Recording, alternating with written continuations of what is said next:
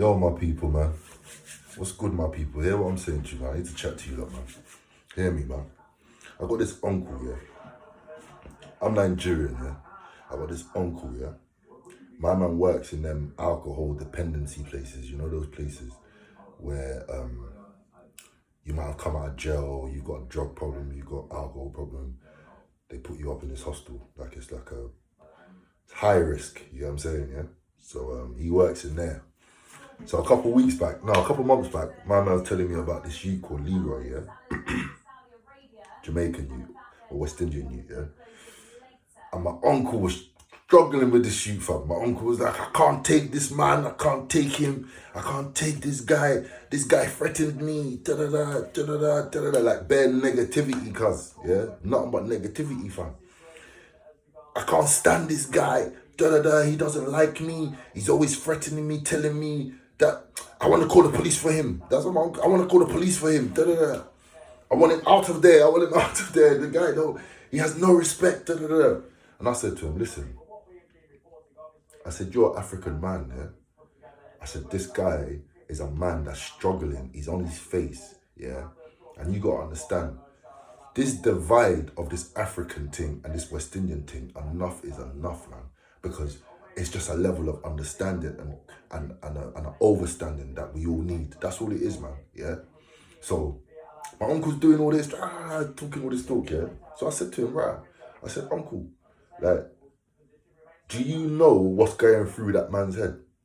Do you know, like, the schooling that he came up with? Like, in terms of, there's like a schooling that a lot of people from the Caribbean have taken upon them or have been given, yeah, where they don't rate Africa. They don't rate African people, bruv. Like, in terms of, they look at African people as in, right, they think they're better than us, yeah?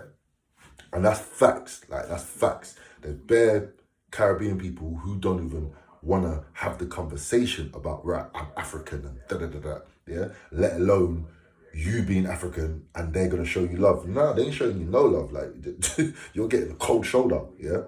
So I try to explain to my uncle, yeah, you got to listen to this now, yeah? When a lot of African people first came to England, they never came here to work.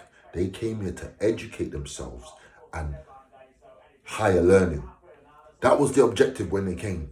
Whereas when the Caribbean people came here, they came here off the back of being told that this is their motherland and they must come here and work and build back up the country.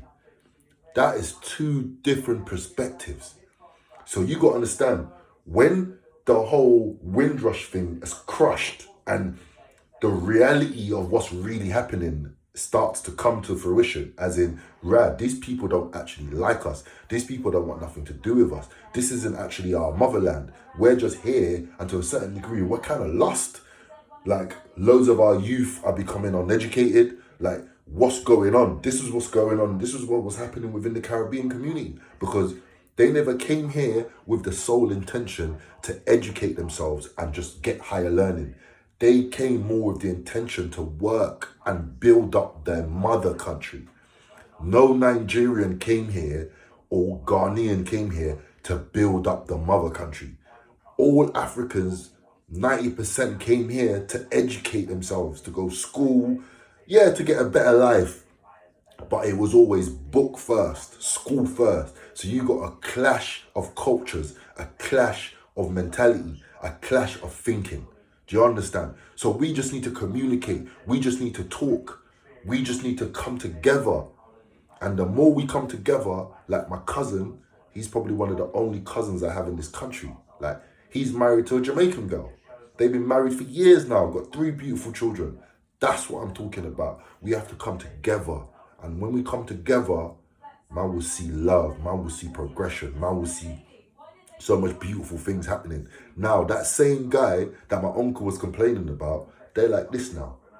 Because I told my uncle, just embrace the youth. I told him, embrace him. Show him nothing but love. Even if, like, he's giving you attitude, tell him you love him. Say, Leroy, you're my brother. I'm from Nigeria.